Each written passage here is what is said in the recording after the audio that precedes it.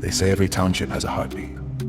It lives in the laughter of children, the cries of street vendors, the rumble of taxis, and in the dreams of ordinary people trying to survive another day.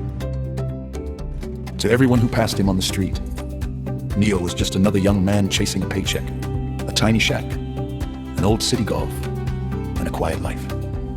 But appearances have a way of hiding extraordinary truth. Beneath that humble shack, hidden from the eyes of the world, lay a secret known only to one man, a place where an ordinary citizen disappeared and a guardian was born. Piece by piece, the armor became more than steel.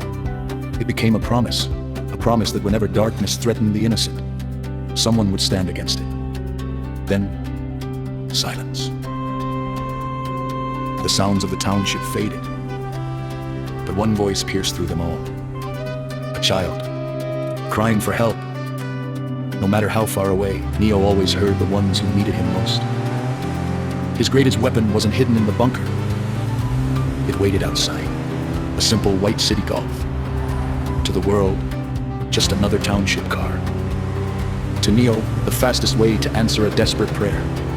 As the streets blurred beneath him, every second mattered. Heroes aren't measured by how fast they run toward glory. They're measured by how fast they run toward danger. Fear had surrounded the children. The criminals believed they owned the streets. They had no idea. The streets already had a protector. They struck with anger. He answered with discipline. Every movement was precise.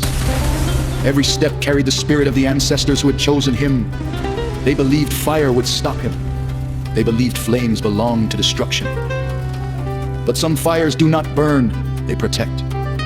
And Neo walked through the inferno untouched. Power is easy.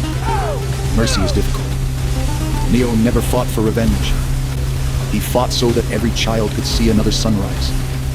"Who are you?" the little girl whispered. Neo smiled beneath his mask. "Just a neighbor," he replied.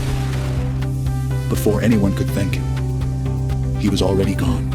But every legend begins long before the world learns its name. Years earlier, a little boy lay between life and death. The doctors had already given up hope.